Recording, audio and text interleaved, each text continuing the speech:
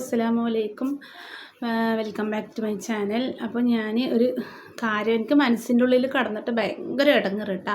അപ്പോൾ ഞാൻ അന്ന് തന്നെ പറയണമെന്ന് വിചാരിച്ചതായിരുന്നു. പിന്നെ റിയാസ്ക്ക് പറഞ്ഞു സാരല്ല, നീ ഇനിയിപ്പോൾ അതേ ആലോചിച്ച് ടെൻഷനായിട്ട് ഇരിക്കണ്ട എന്നൊക്കെ പറഞ്ഞപ്പോൾ പിന്നെ എനിക്ക് മനസ്സ് കേൾക്കണില്ല കേട്ടോ. നിങ്ങളും ആ വിവരം അറിയിക്കാണ്ട് എനിക്ക് ഭയങ്കര ഇടങ്ങേറ്. കാരണം എന്താ പറയുക, ഞാൻ ഇപ്പോൾ നൗഫലിൻ്റെ വാപ്പ മരിച്ചു കൊണ്ട് വീഡിയോ ഇട്ടിട്ടുണ്ടായിരുന്നു. നിങ്ങൾ ആ വീഡിയോ കണ്ട് എനിക്ക് കുറേ ബാഡ് കമൻറ്റ് വന്നിട്ടുണ്ടായിരുന്നു കേട്ടോ. പക്ഷേ സത്യത്തിൽ എന്തുണ്ടായെന്ന് പറഞ്ഞാൽ ഞാൻ എഡിറ്റ് ചെയ്ത് വെച്ച വീഡിയോ മാറിപ്പോയതാണ് സംഭവം. ഞാനും പല ടെൻഷനും പല ആവലാതിയിലും ഒക്കെ നടക്കുന്ന ഒരാളാണ്. എനിക്കിപ്പോൾ ആരുടെയും നുണ പറയാനോ കള്ളത്തരം പറയാനോ ഒരൊറ്റ ആവശ്യമില്ല കേട്ടോ. അവരെ നമുക്ക് അറിയുന്ന കുടുംബമാണ്. അപ്പോൾ ആ വിവരം ഞാൻ അറിഞ്ഞതും ആ മരണ വാർത്ത അറിഞ്ഞതും ഭയങ്കര സങ്കടം ഉണ്ടായിരുന്നു. അപ്പോൾ അതാണ് ഞാൻ നിങ്ങളിലേക്ക് എല്ലാവരുടെയും തുക കിട്ടിക്കോട്ടെ പറഞ്ഞിട്ടാണ് ഞാൻ പെട്ടെന്ന് ആ വീഡിയോ എടുത്തിട്ടത് കേട്ടോ. അപ്പോൾ അന്നത്തെ ദിവസം ഞാൻ പറഞ്ഞല്ലോ, എൻ്റെ മോനിക്ക് ഹാർട്ടിൽ വലിയൊരു സർജറി കഴിഞ്ഞിട്ടുണ്ടായിരുന്നു. അവനിക്ക് അത് എറണാകുളം കൊച്ചി വഴിയാണ് ഞങ്ങൾ ഹോസ്പിറ്റലിൽ അവിടെ പോയത്. അപ്പോൾ എപ്പോഴും എറണാകുളം എന്ന് പറഞ്ഞ് എന്തായി, ഞാൻ അറിയാണ്ട് ആ എറണാകുളം അതിൽ പറഞ്ഞു പോയി. ആ ഹോസ്പിറ്റലിൻ്റെ പേര് ഞാൻ എറണാകുളം എന്ന് പറഞ്ഞു കേട്ടോ. അതാണ് ആദ്യം പറഞ്ഞ മിസ്റ്റേക്ക്. പക്ഷെ ഞാൻ എഡിറ്റ് ചെയ്ത് വെച്ച വീഡിയോ വേറെ ആയിരുന്നു. പക്ഷെ ഞാൻ പോണ തിരക്കിൽ ഇട്ടത് അതെ മാറിപ്പോയതാണ് കേട്ടോ, ആകെ പറ്റിയ തെറ്റ്. പിന്നെ നമ്മൾ ഒരുപാട് ഞാൻ പഠിച്ചിട്ടൊന്നുമില്ല. ഞാനിപ്പോഴും അറബി ഞാൻ കുറച്ച് പഠിച്ചുകൊണ്ടിരിക്കുകയാണ്. എനിക്ക് ഖുർആനൊന്നും എൻ്റെ ചെറുപ്പത്തിൽ എനിക്കധികം പഠിക്കാൻ പോകാനൊന്നും പറ്റിയിട്ടില്ല.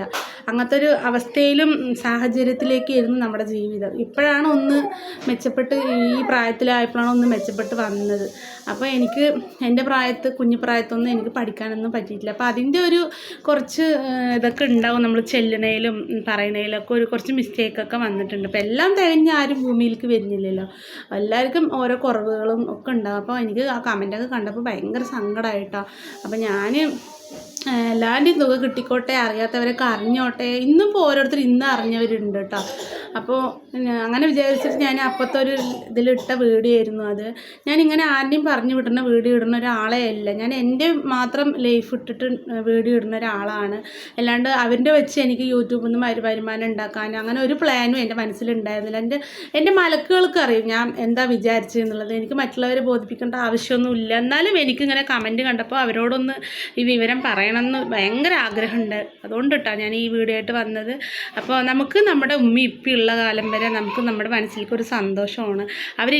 കണ്ണുണ്ടാകുമ്പോൾ കണ്ണിൻ്റെ വില അറിയില്ല എന്ന് പറയുന്ന പോലെ ഉമ്മി ഇപ്പി നമ്മുടെ വീടിൻ്റെ ഐശ്വര്യമാണ്. അവരിയ്ക്കുന്ന കാലം വരെ അവർക്ക് വേണ്ടത് ചെയ്തു കൊടുത്തിട്ടും ഒക്കെ നമ്മൾ അവരെ നോക്കണം. ഉമ്മയായാലും ഉപ്പയായാലും ആര് പോയാലും നമുക്ക് വിഷമം തന്നെയാണ്. അതുപോലെ നമുക്ക് ഒരു ഉപ്പയാണ് അതും. അപ്പോൾ ആ ഉപ്പ പോയപ്പോൾ ഭയങ്കര സങ്കടമായി. പിന്നെ അറിയുന്ന ഫാമിലി ആയതുകൊണ്ടാണ് ഒരുപാട് സങ്കടമായത്. അപ്പോൾ അതുകൊണ്ടാട്ടോ ഞാൻ അങ്ങനെ അന്ന് പറഞ്ഞത്. അപ്പോൾ എൻ്റെ മേലെ 2 മിസ്റ്റേക്ക് വന്നിട്ടുണ്ട്. അപ്പോൾ അതുകൊണ്ടാണ് കേട്ടോ എനിക്ക് ഇത് നിങ്ങളോടൊന്ന് പറയാണ്ട് 2-3 ദിവസമായിട്ട് വിമ്മിഷ്ടം മുട്ടിയിരിക്കുന്നു കേട്ടോ. അപ്പം അതാണ് നമ്മുടെ ഫാമിലിയോട് വേഗം ആ വിവരം വന്ന് പറയണമെന്ന് വിചാരിച്ചിട്ട്.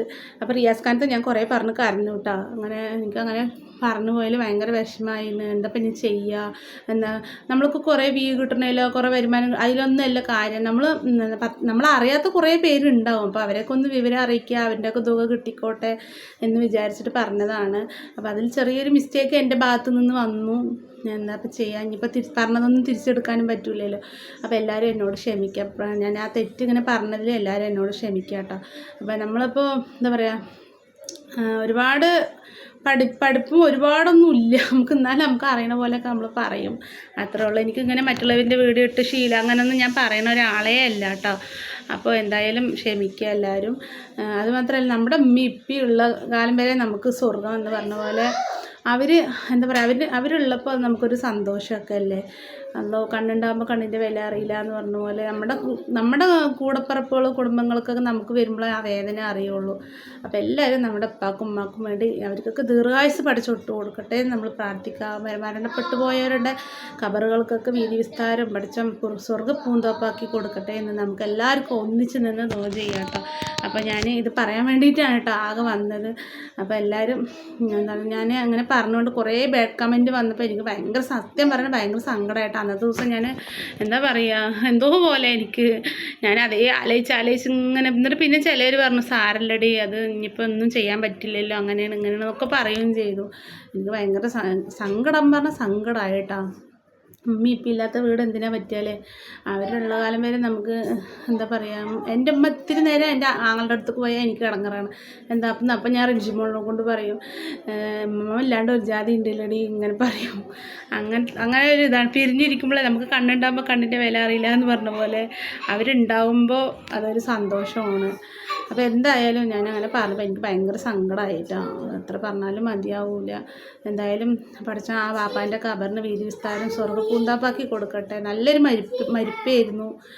അപ്പോൾ എന്താ പറയുക, നമ്മുടെ ജീവനോടുള്ള നമ്മുടെ ഉമ്മാക്കും ഉപ്പാക്കൊക്കെ പഠിച്ച ദീർഘായുസ്സും ആഫിയത്തും കൊടുക്കട്ടെ. ആമീൻ. അപ്പോൾ ഞാൻ നിർത്തുകയാണ് കേട്ടോ.